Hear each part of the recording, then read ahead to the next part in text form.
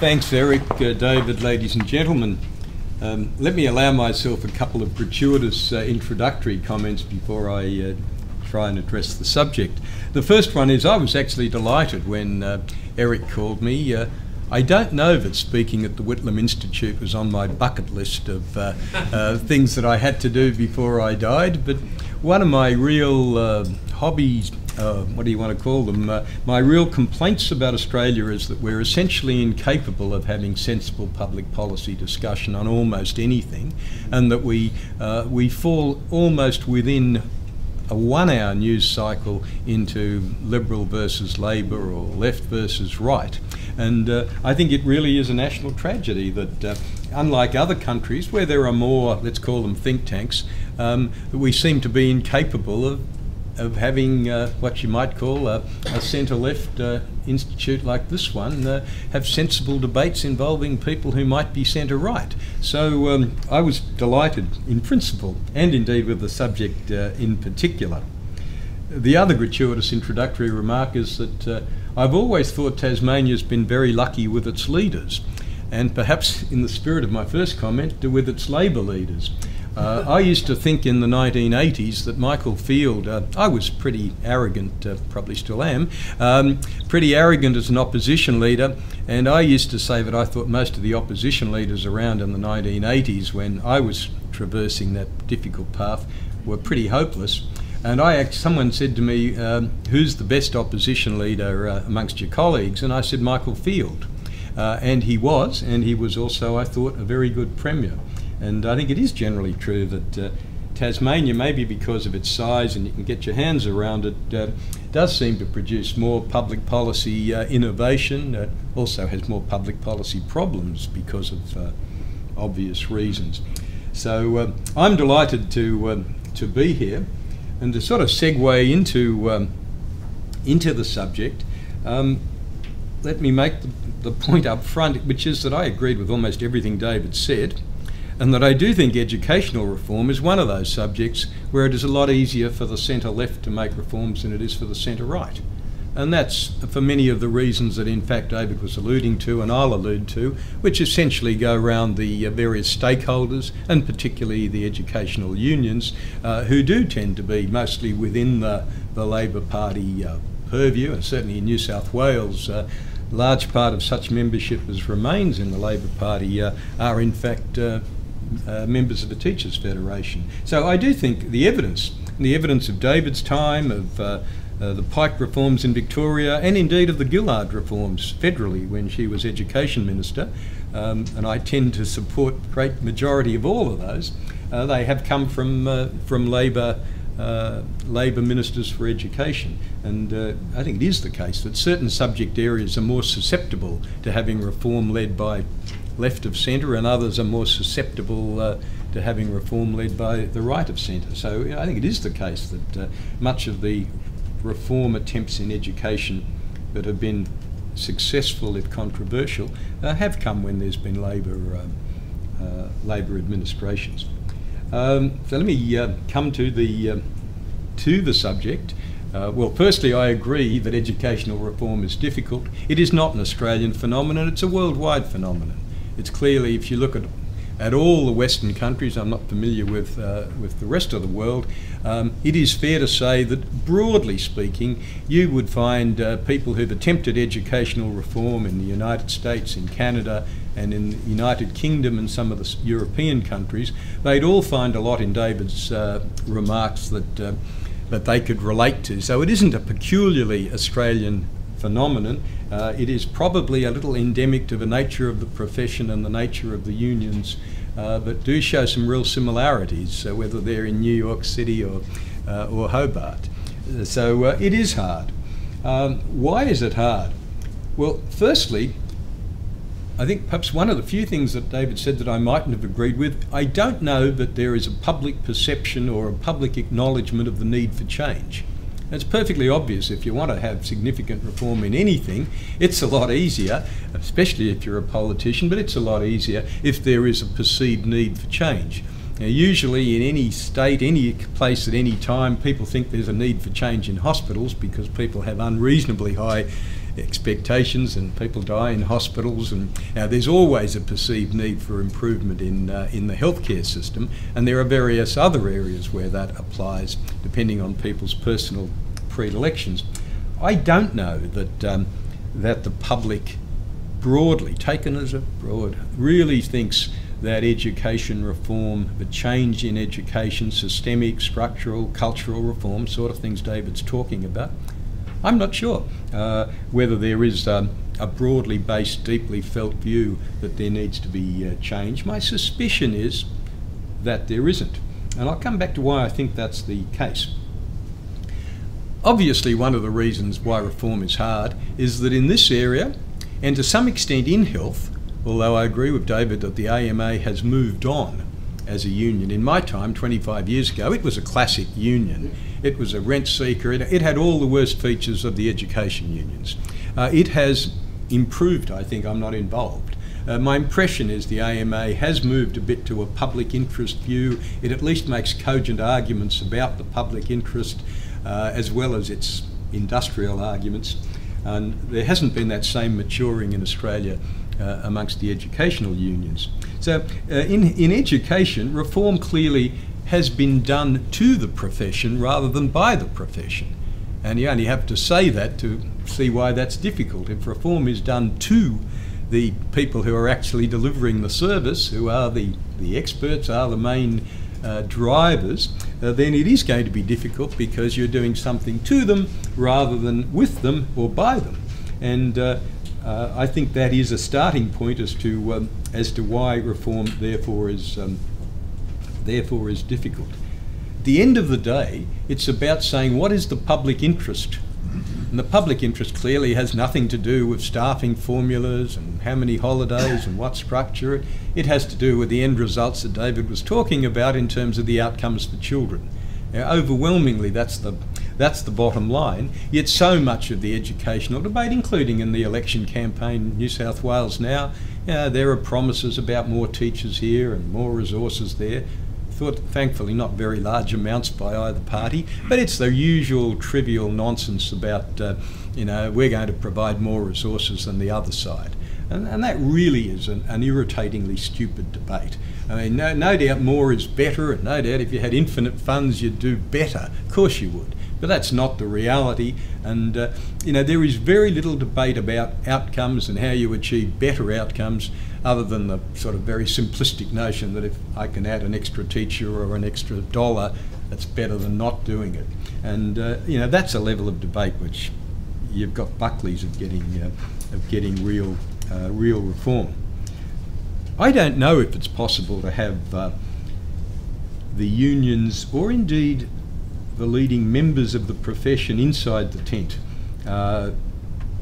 You'd have to be a bit doubtful in terms of the record. On the other hand, clearly trying to find a way to bring the outstanding members of the teaching profession inside the reform tent, and the same applies in health, incidentally. One of the reasons hospital reform is so hard is that you mostly don't get the doctors inside the tent in terms of how do you run this hospital better, get more operations done, or more productivity. It's because the administration in a hospital fights the doctors. Education still tends to be more so the same thing. In other words, they're really they see themselves as the recipients of financially driven changes by government or management or the administration. So I'm not sure, but if you can find a way of getting the professionals inside the reform tent, that would clearly be a massive improvement in terms of the process.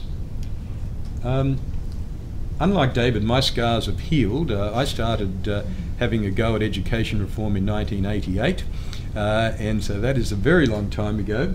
But let me reflect a little on what I vaguely remember. Firstly, we made a fundamental mistake in allowing the parents and the teachers to coalesce against reform. it was inevitable that there was going to be some defensive tactics, some opposition from the teachers, because we were about breaking up the monolithic New South Wales Education Department. I think I used to say it was the third biggest single education system in the world after New York City and Moscow or something. And so there was some inevitable opposition that we weren't going to be able to overcome, but clearly you do have to keep the parents separate. And we made some, it doesn't matter what they were now, we did some silly things that antagonised or upset or irritated parents, and particularly parents of sort of years 10 to 12, and I will come back to that. I agree absolutely with David. I think the education reform debate is pretty much about senior state high schools, and particularly those in disadvantaged areas. I remember saying to Ken Boston years ago that in Sydney the debate is really, I mean, the real need is about Aids High and down near Campbelltown, and high schools in the west of Sydney, and some in the country areas where there are large Indigenous populations. Yeah, of course you can improve all the other stuff, and you can do better at preschool level. You can improve everywhere. But the reality is that I think an objective view would be that the primary schools, and again my experience is mostly here, I think the state primary schools are pretty good across the board. The kids who go to the selective high schools and the specialist high schools do pretty well. I think the real nub of what you're trying to do is improve educational and therefore life outcomes for children in high schools in what you might call disadvantaged, lower socio-economic areas. And I agree completely that they're the hardest and the most important cohort or group to address. So I do think you've got to make sure that the stakeholders, that you don't allow what you might call, I think Ken used to call it the producer monopolies, he won't mind me saying that. The producer monopolies are both the unions and to some extent the administration, the education departments to some extent fall into that category. You're going to have opposition from them to most intelligent reform. You've got to have the parents whom you're really trying to, who are the point of your reform. The reform's not an end in itself. It's for improving the outcomes for the children. You've got to keep the parents, if you like, on the side of reform, and we didn't do that. The reasons are lost in history. I think it is important, and I better accelerate. I do think it's important, and David made some reference to sort of breaking up the composition of the profession by encouraging lateral entry. In other words, the notion that every teacher has to go in at 21 and be there till they're 55 or whatever simply solidifies the sort of conservative, in the worst sense of that word, nature of much of the education establishment. So I think that's an important thing to do, to try, and it's increasingly possible to do as people's work lives and work careers break into different sections. I think it'd be very, very useful. You do need more men, especially in primary schools, and you just need people who haven't been teachers since the age of 21. I think the reasons are obvious. I thought David's was a really great point about structure versus culture. Most of these things end up as a apparent debate about structure and polytechnics and this and that. The reality is that they're a means to an end, and the thing you're really trying to do is change culture. And one of the reasons why education reform is hard is that changing culture anywhere is hard. And so I think that is a really sort of profound point. It isn't really about whether I think we wanted to have clusters and devolution of power and stuff in New South Wales, and whether you have separate high schools over year 10 and whatever. All those things are, in a sense, they're only means to an end. You're really trying to create appropriate cultures and behaviours, and those structural things are, shouldn't be seen as an end in themselves. I made the point, and I won't make it again, about my sense of what the real debate is about. It's about broadly years 10, 11 and 12, and it's broadly about the lower socio-economic areas with high unemployment at all times, including now when we've essentially got full employment nationally. There are, in each state, don't know about the detail of Tasmania, but in each state there are essentially areas that have unemployment that's twice and 3 times the national average. They don't get much attention. they're also the areas that have more single-parent families. They have more of all the obvious sort of social problems that follow. And so it's not entirely surprising that those high schools are the hardest high schools in which to produce outcomes. But nevertheless, that's why you should be concentrating on those high schools and those young people, because they're the ones who need the support most.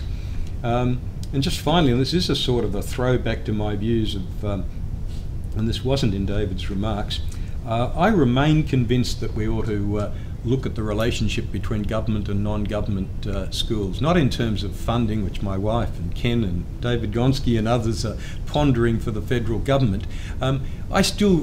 My mind boggles that if you go to a country town where there are two high schools, state high schools and one Catholic school, the notion that you don't see that as a single educational unit and you don't try and maximise the results for children. You're going to have one decent maths teacher in some town of 10,000 people. There's no way you're going to have 3 outstanding maths teachers, or pick any subject.